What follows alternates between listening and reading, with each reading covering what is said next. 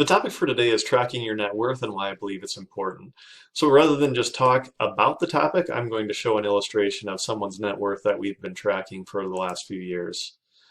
This chart here shows the change in value of assets and liabilities over the last 1 year. So March of last year, it was about 710,000. Today we're at about 905,000. There's a fairly big jump from January to February of this year because that's where we did a pretty major update in the program to get them up to speed again. Now there's a longer term chart that we can look at that we can track since inception within the program, and that's this chart right here. This is the wealth tracker. So going back to March of 2016, they're at about $470,000 of total net worth. And then that has changed again to about 905,000 today. So we set parameters around where we believed that they would be based on what they were doing for savings rate and assumed growth rates. And we're ending up about in the middle of where we anticipated they would be. So that's a pretty good indication that a lot of the things that we were factoring in have played out.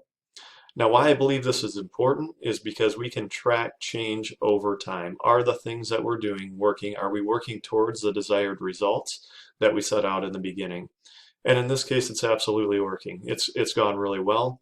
A number of positive factors here. Really high savings rate. Investment rate of return has been good. Debt has been paid off, so that's not dragging on net worth.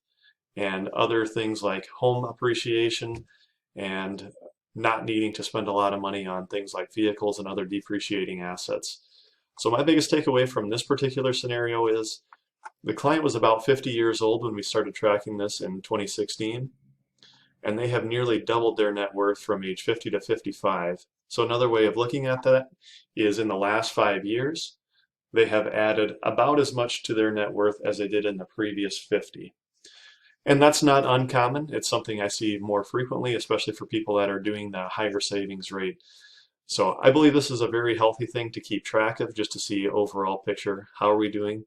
What direction are we heading? And it's something I really enjoy to be able to look back on and see the change.